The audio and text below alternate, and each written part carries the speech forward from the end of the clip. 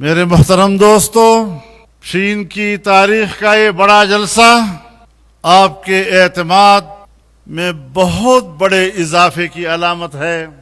دنیا کی کوئی طاقت ہمارے اس رشتے کو نہیں توڑ سکتی اور انشاءاللہ یہ رشتہ اور مضبوط ہوتا رہے گا۔ یہ جمعیت علماء اسلام کا ناقابل تسخیر قلعہ ہے اور دنیا کی کوئی طاقت آپ کے سامنے رکاوٹیں ڈالی گئیں جس کا تذکرہ ابھی ہوا، لیکن کوئی رکاوٹ کارگر ثابت نہیں ہوئی اور اللہ نے آپ کے لیے راستے کھولے، حالات بنے اور ہم آج پوری دنیا کو اس میدان سے ایک پیغام دینا چاہتے ہیں۔ میرے محترم دوستو، جمعیت علماء اسلام ایک تحریک ہے۔ جمعیت علماء اسلام جہد مسلسل کا نام ہے۔ جمعیت علماء اسلام ایک قابل فخر ماضی ہے۔ جمعیت علماء اسلام ایک تابناک تاریخ ہے جس کے پشت پر 200 سال سے زیادہ کی قربانیاں ہیں اور انشاءاللہ یہ تحریک آگے بڑھے گی اور اپنے مقاصد تک پہنچے گی۔ میرے محترم دوستو، پاکستان کی تاریخ دیکھ لیں۔ وہ پاکستان جو اسلام کے نام پر بنا لیکن اسے آئین نہیں ملا، اور جب آئین ملا تو جمعیت علماء اپنے 7 اراکین کے ساتھ مفکر اسلام میرے قبلہ گاہ رحمہ اللہ کی قیادت میں اس نے پاکستان کو ایک اسلامی آئین دیا۔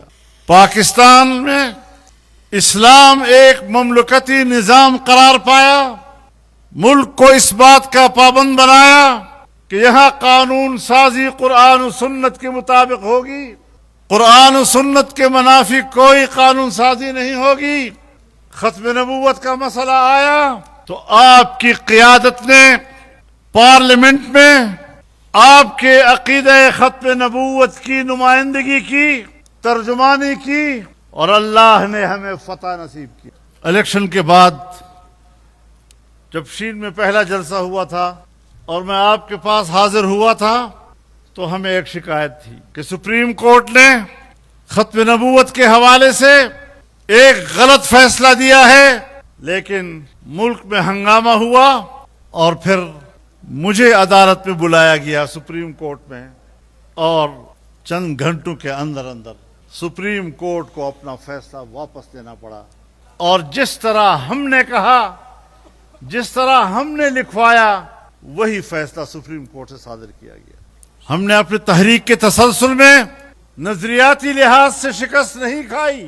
جو امتحان آیا، جو چیلنج سامنے آیا، ہم نے اللہ پر بھروسہ کرتے ہوئے اس کا مقابلہ کیا اور اپنے ووٹر کو، اپنے کارکن کو، اپنی قوم کو، اس کے اسلامی جذبے کو ہم نے شرمندہ نہیں ہونے دیا۔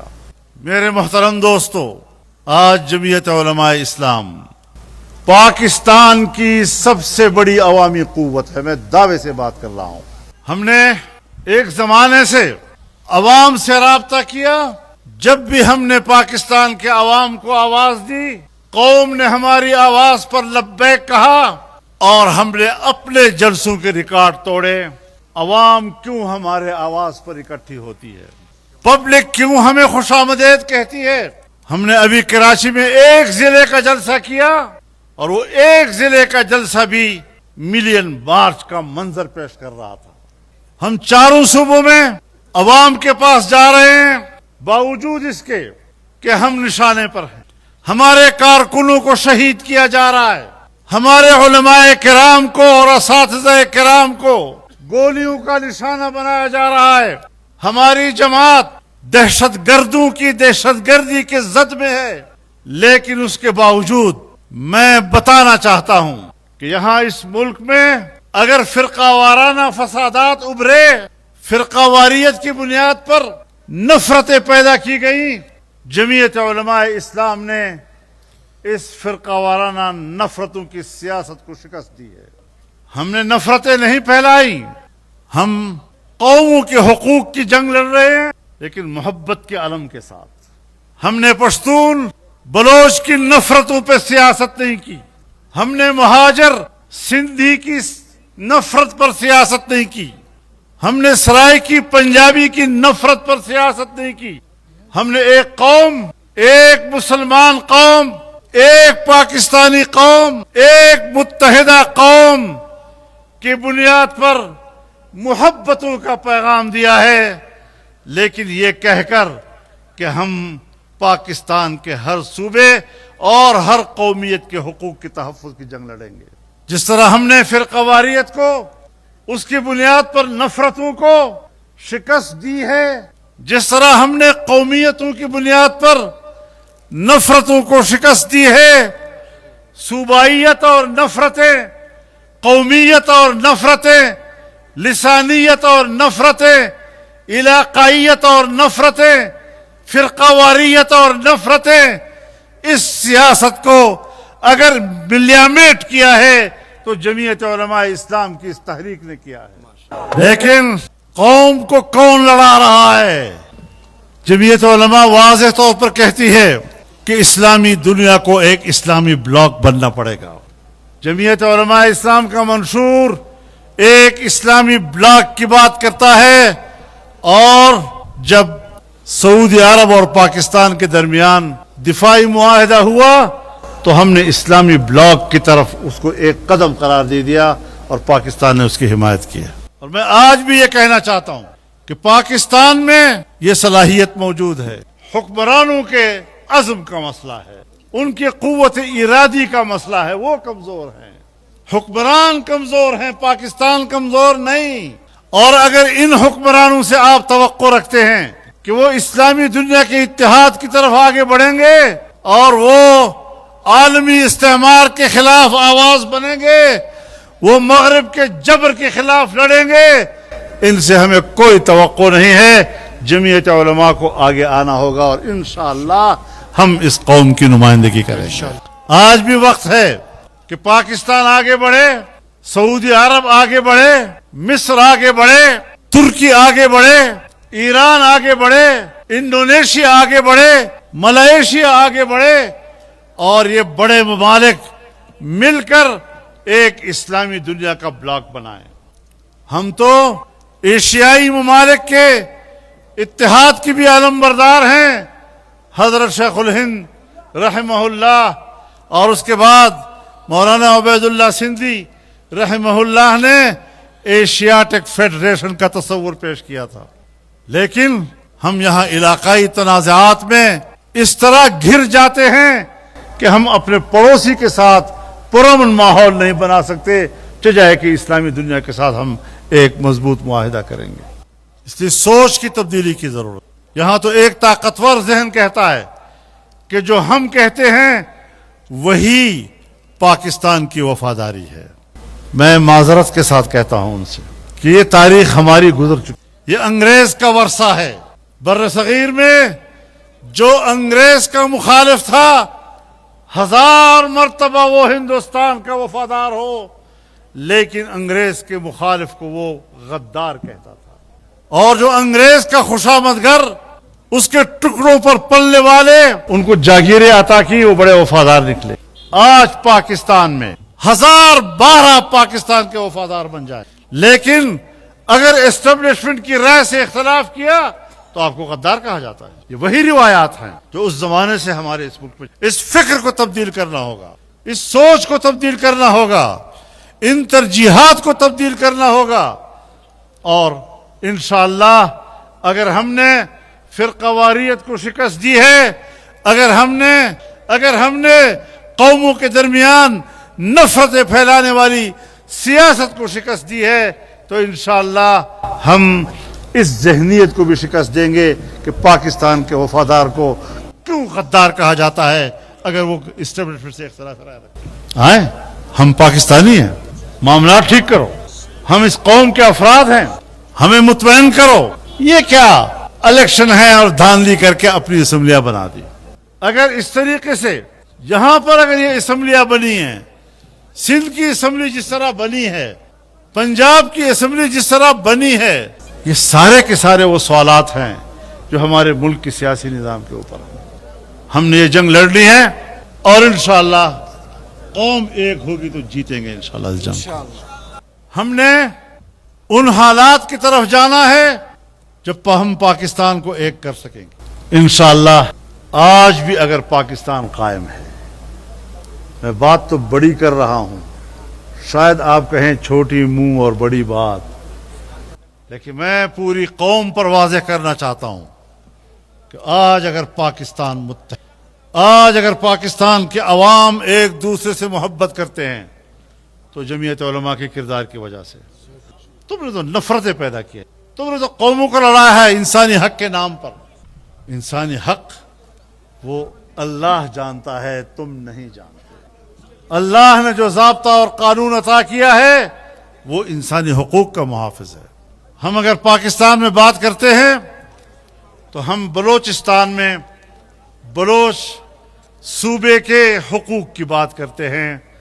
اگر ریاستی قوت نے پشتون بیلٹ کی قوموں کی زمینوں پر قبضہ کیا ہے، اگر ریاستی قوتوں نے بلوچوں کی زمینوں پر اور ان کے پہاڑوں پہ قبضہ کیا ہے، تو میں ان کو واضح طور پر کہنا چاہتا ہوں کہ ہم بلوچستان کے چاہے پشتون عوام ہو چاہے بلوچ عوام ہو، ان کی 1 انچ زمین بھی آپ کے حوالے نہیں ہونے دیں گے۔ آج کے حالات میں میں پاکستان پیپلز پارٹی کو براہ راست مخاطب کر کے کہنا چاہتا ہوں کہ ذوالفقار علی بھٹو کی قیادت میں پاکستان کا آئین بنا، میرے والد نے اس پہ دستخط کیے ہیں۔ میں تو اس آئین کو تحفظ دینے کا عزم کر رہا ہوں۔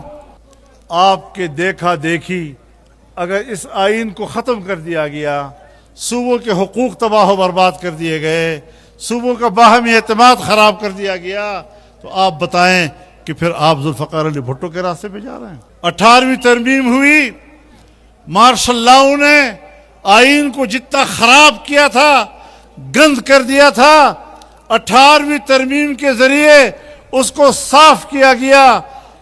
آپ کی حکومت تھی اور ہم مل کر ایک کمیٹی میں بیٹھے، 9 مہینے تک ہم نے پورے آئین کو صاف کیا اور متفقہ طور پر ایوان سے پاس کرایا۔ آج ہم اس 18ویں ترمیم کرتے ہیں، آپ کیوں خاموش ہیں؟ تم کیوں کمزوری دکھا رہے ہو؟ کس بات کی کمزوری دکھا رہے ہو؟ ہم آپ کے ساتھ کھڑے ہیں، ہم صوبوں کے حقوق کی بات کرتے ہیں جو 18ویں ترمیم میں ہم نے طے کیے تھے۔ ہم اس آئین کی حفاظت کرنا چاہتے ہیں، ہم اس آئین کی حفاظت کرنا چاہتے ہیں جو آئین ذوالفقار علی بھٹو نے بنایا تھا۔ تو جب ہم چاہتے ہیں کہ وہ محفوظ ہو، آپ کیوں پیچھے ہٹیں گے اور آپ کیوں سودے کریں گے؟ یہاں آپ کو پتہ نہیں ہے، شاید آپ کے صوبے میں بلوچستان میں آپ کو پتہ ہے یہاں پیپلز پارٹی کی حکومت ہے، آپ کو پتہ ہی نہیں ہے کہ یہاں پر پیپلز پارٹی کی۔ اب یہاں پر ہم ان کو بھی کہنا چاہتے ہیں کہ آئین کو بچاؤ۔ جمعیت علماء اسلام نے 26ویں آئینی ترمیم میں سود کے خاتمے کا فیصلہ لیا حکومت سے۔ 31 دسمبر 2027 کو اس ملک میں سود کا خاتمہ ہوگا اور 1 جنوری 2028 کے بعد پاکستان میں سود کا نظام نہیں رہے گا۔ لیکن کیا کچھ پیش رفت ہوئی ہے؟ بظاہر ہمیں کوئی پیش رفت نظر نہیں آئی۔ ہم نے آئین میں ترمیم کرائی کہ اسلامی نظریاتی کونسل کی سفارشات بحث و تمہیز کے لیے ایوان میں لائے جائیں گے۔ آج تک اسلامی نظریاتی کونسل کی کوئی سفارش ایوان میں بحث کرنے کے لیے پیش نہیں کی گئی۔ یہ تمہاری نیتیں ہیں، یہ تمہارے ادارے ہیں۔ دینی مدارس کے بارے میں متفقہ طور پر قانون پاس کیا گیا، مدارس کی رجسٹریشن ہوگی اور مدارس کے بینک اکاؤنٹ کھولے جائیں گے، لیکن مسلسل مشکلات پیدا کی جا رہی ہیں۔ قانون پاس ہونے کے بعد مشکلات پیدا کرنا، اس سے پتہ چلتا ہے کہ تم پاکستان میں دینی مدارس کا خاتمہ چاہتے ہو۔ تم کہتے ہو ہم دینی مدارس کے فارغ التحصیل فضلاء کو سرکاری ملازمتیں اور روزگار کمانے کا میں پوچھتا ہوں آپ سے کہ دینی مدارس کو چھوڑیے، آپ کے یونیورسٹیوں کے فضلاء، آپ کے کالجز کے فضلاء لاکھوں کی تعداد میں ڈگریاں بغل میں لیے تمہارے دروازے پر کھڑی ہیں، تم ان کو روزگار نہیں دے سکتے اور بات کرتے ہو دینی مدارس کے طلباء۔ اور عجیب بات یہ ہے کہ آج کالجز کو، اسکولوں کو پرائیویٹ سیکٹر میں دیا جا رہا ہے، حکومت اور سرکار اس کی سرکاری حیثیت کو ختم کر رہی ہے، نجی شعبے کو دے رہی ہے۔ تمہارے انتظام میں چلنے والے اسکول وہ تم چلا نہیں سکتے، وہ تم پرائیویٹ سیکٹر میں دینا چاہتے ہو، اور دینی مدرسہ جو پرائیویٹ سیکٹر میں کام کر رہا ہے اس کو سرکاری تحویل میں لینا چاہتے ہو۔